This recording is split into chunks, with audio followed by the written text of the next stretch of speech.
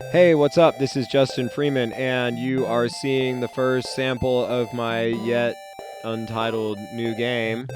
And we got a little girl here walking in, and her name is Alice, or at least that's what I'm calling her for now. You can see she walks around. So, this game is made to look very much like an old style Game Boy game. Obviously, that's the style I'm going for. I'm going for that style because I want to have complete and total independence over my work. That's the first thing. Obviously, there was a big snafu with Unity last year, and I kind of wanted to get away from it. So, this is made 100% totally in JavaScript.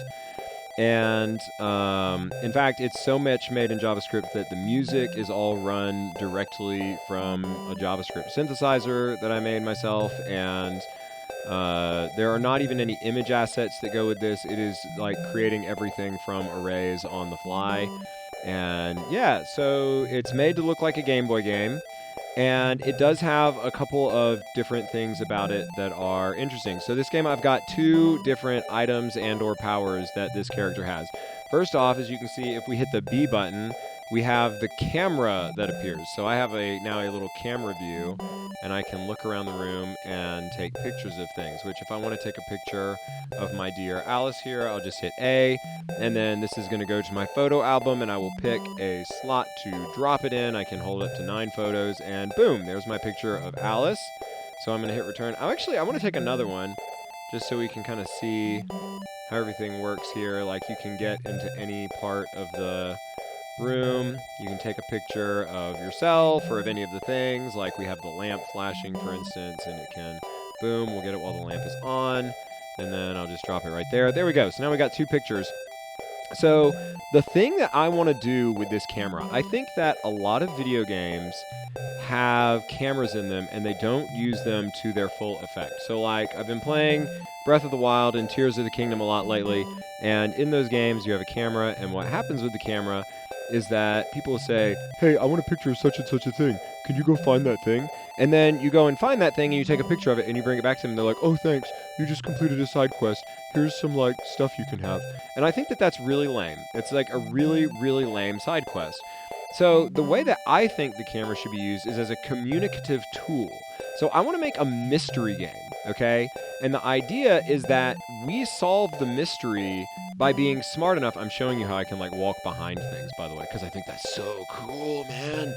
Um, but I wanna be able to solve a mystery by communicating with the characters. And so a lot of RPG games are very like, the communication is very predetermined. Like, you go and talk to somebody and they have a predetermined thing that they say, and you can maybe respond with like yes or no.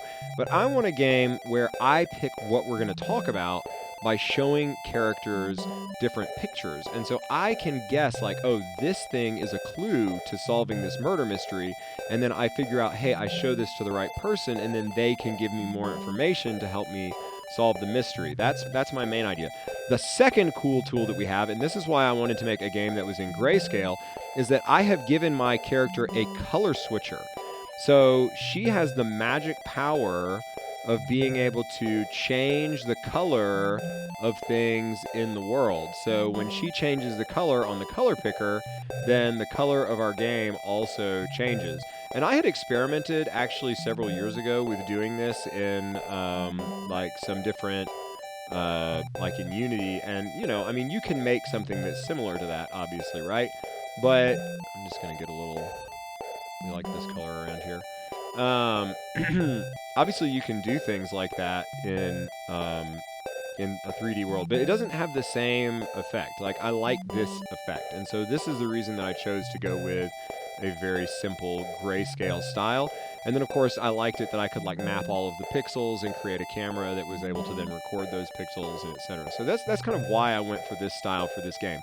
But the thing I want to do, well, first off, I want feedback from my friends. What should the ability to change the color of the world do? That's the thing I want you to think about. And I'm going to tell you what my idea is that I want the different color of the world to change the moods of the different characters in the game. So like maybe I make the world very red and characters are angry, or maybe I make the world blue and characters are very sad.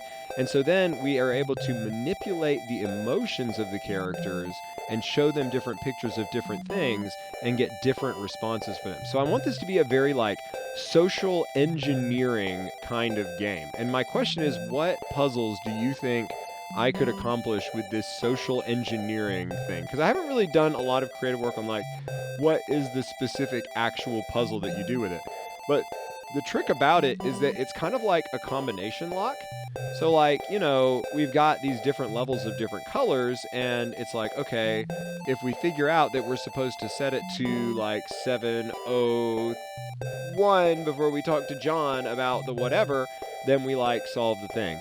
So that's kind of like the idea that's floating around in my head, and this is the game that I am putting together. And of course, this is just like a sample room. This is sample music. I'm going to change all this stuff around. This is just sort of like this is just sort of like getting it all going. But I want you guys to tell me what you think that I can do with this, what you think are some unique challenges that you want to see pop up.